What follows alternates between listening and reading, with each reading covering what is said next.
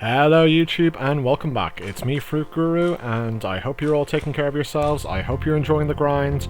And today we're going to do another episode of our mini-series Counting Cards, and we're going to take a look at the Masterling card. I've picked this for the second episode because I think it's one of the most popular cards out there.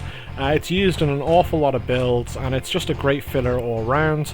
We're going to talk about what makes it so good, what to look out for if you're purchasing one of them, and we're going to do some comparisons with rolls on them. So to start it up, I'll bring a kind of fresh Masterling card up here. So this is what you're looking at when you get it out of the box. It's level 1, and you can see the rolls on this are not particularly good. But the first thing you'll probably notice is that all three of the first three modifiers, they're all flat base modifiers. So these aren't percentile, which as I always say is generally better 9 times out of 10. But you do have to remember that you generally use quite a few of these in a lot of builds. So this all does add up, and it's quite nice. Now the attack bar, the magic attack bar, and the max HP bar I can kind of address in one go here. It doesn't really matter what the rolls are on these when you get the card. You can see these are very kind of small. There's a very small difference between, say, the 3 attack I rolled on this and the plus 10 attack. That's not going to make or break your build endgame by any stretch of the imagination. However, the default stats is the one to look out for, and I'll go into this a little bit more in the future here. But if we have a look, I have a level 80 Masterling card. And you can see that I've invested in this one in particular because I had a pretty good default stats roll on it. And this is kind of what it looks like once you get it up. So you can see that even though the starting values for the attack and magic attack and HP are pretty low, these are now starting to get quite chunkier. They're getting quite noticeable. The magic attack, for example, on my +2 mystic bow at the moment, that's about 2 levels from, say, level 43 and 45, what I gained when I was grinding that out, and that's just from one card, so that is quite noticeable. Now I actually run 13 of these cards in my build. I don't have all 13 yet, of course, but I do, that's what I'm aiming for. So if you can imagine how much bonus I'm going to be getting from these long term, it's going to be pretty impressive. But I really want to talk about the default stats bar. And when you're going out to market to buy this, or maybe you've pulled one in the lab and you're thinking, should I craft this one up? This is what you're going to really want to look at. So we can see on the left that it can roll, I suppose it can roll 0, but really 1 being kind of the worst case of valid rolls, up to a maximum of 5 when it starts. And again, this doesn't seem too big, but you've got to remember, first of all, this is default stats, so it's not just one stat, so it's every default stat in the game on your base hero card. So straight away you can see that there's going to be quite a difference. Now when I look at this card, I generally kind of break it into 3 efficient stats here. So for me, on my clown, it's kind of closer to 4, but I won't go into that too much. But for most builds, you're going to have your primary stat that you're going to dump into. So maybe it's agility, maybe it's intellect.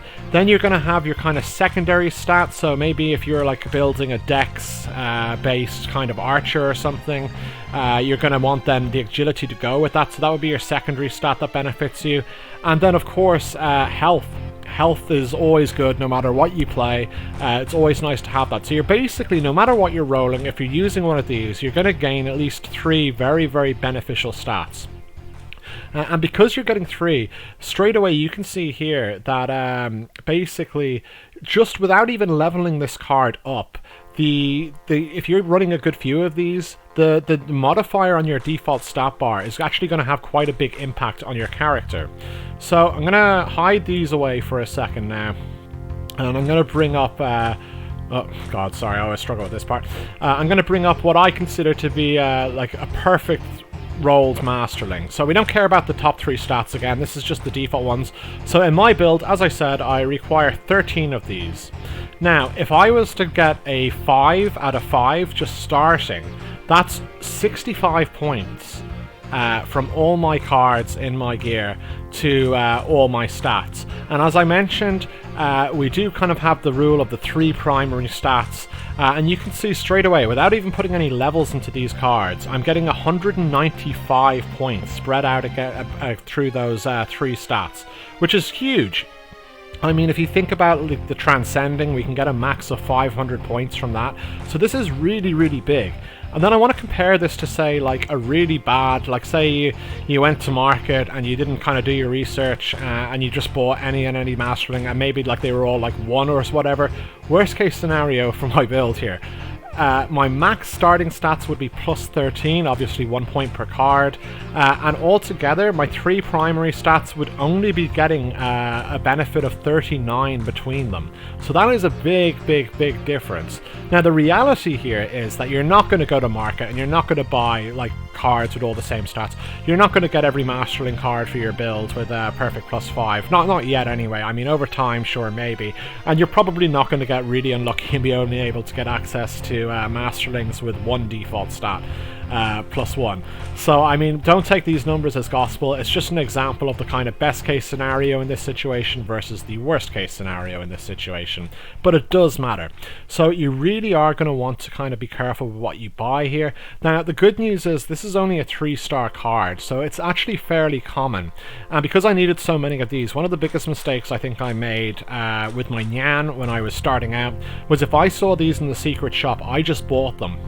And I didn't even think for one moment that maybe I was going to get one with bad default stats. And I think on a couple of them I probably did. And I'd almost write them off as unusable because I don't want to level them just because of what I've kind of looked into here. So ideally, I think as a fairly, I guess, hardcore player at this point, well, maybe not the hardest of hardcore, but like I'm a pretty serious player, I'd really only want kind of 4 or 5. Maybe if I wasn't having much luck, I'd settle on 3, but I would by no means buy a Masterling card with anything less than plus 3 default stats, and even buying them at plus 3 I'd feel kind of iffy about it. So really, I mean, I've looked at the market, the price difference between these in regards to kind of like getting one with 3 and 4, you're talking a few 100,000 zenny, but I mean, what is that in the grand scheme of things really? And if it's something that you can use all the way into the end game on your build, I think it's well worth the investment. So yeah, another thing I'm going to talk about then, ignoring the stats for now, is if we bring up the original card again, bring up this one, you will see that one of the pros to this card, and one of the reasons why we can use so many of these, is because it is a pouring based card, which means it can go into any slot in your gear, and this is what makes it such a good filler card. Even if your build doesn't require using quite a lot of these, there's no reason why not to put one in if you don't have your best in card slot and you don't have any better option. I would say, depending on your build of course, a lot of the time this is going to just be a fantastic filler option. You can't go wrong with it. I mean, okay, you may not going to benefit from both the attack and the magic attack in some cases, but max HP is always nice, and default stats, as I said, is fantastic. So yeah, I mean, really, I think it's always a good idea to kind of have one of these, maybe not level it up super high, but you know, put a bit of pop into it, put a bit of zenny in, you know, have it on the standby in case you unlock a new card slot and you don't have a suitable card to put in if your build doesn't require it for whatever reason. And do look out for these to sell on the market. Make sure you're not underpriced. If you don't need them and you pick one up and it has a really nice default stat roll, don't undersell it. This is basically what's going to make the difference in the price of these, the bottom line, quite literally. And I've seen on market, I've seen plus 4s, I've seen plus 5 priced the same as say like a 2 default stat card, and this is because people aren't really looking out for this yet. It's a little bit late. I mean, I won't say lazy, the game's new. Like, I didn't even realize this when I started, so don't think I'm talking crap here. I mean, I made the same mistake, but really, if you're buying one of these, just be very, very careful. Make sure you look at it, make sure you're getting a good price for the stats you're paying on it, and that's basically all there is to say. It's a fantastic card. It's probably one of the most universal cards in the game. And yeah, don't buy it from the secret shop unless you are a mega whale and you don't care. Do go to market, do try and get these, but do remember that these are going to drop for you, even if you need a load of them. Over time, it's only 3-star, you will get them. If you're really stuck, you can always craft the low card boxes. They can drop from that, and they're not too heavy an investment to do. But really, I mean, I've already seen 3 or 4 of these come out for my daily lab runs, so I mean, it's not completely unobtainable. So if your build requires just an absolute boatload of these for whatever reason, don't panic, don't think it's going to be really hard, and don't give in to the pressure of trying to get them all early, because a lot of them are crap, that you're not going to want to use them in game. I mean, like, look at this, for example. If I get rid of this for a second and I go into... sorry, I always have a problem with the clicky things here. So I'm pretty sure I have on my build bad masterlings. So if I go in here, so this one's 31. So you can see right away, +6 to default stats here. Plus, actually, this is a better example. +5 to default stats here. So this is obviously quite a low one, and I kind of regret this. So I don't want to level this up any further. I'm probably the reality of it is I'm probably going to have to trash this. And I mean, even though it's only level 31, like I've pumped a decent amount of Zenny into this that could have gone into a better place.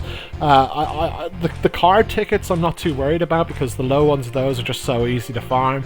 But Zenny isn't. And even if I only burnt like a few 100,000 on this so far, that could have been a level on my weapon right now, you know? So I don't feel all too great about it, and I don't want you guys to make the same mistake that I made. So with that said and done, I think that pretty much covers the Masterling card. I hope that clears a few things up. Thank you as always for watching. Take care. Fruit Guru out.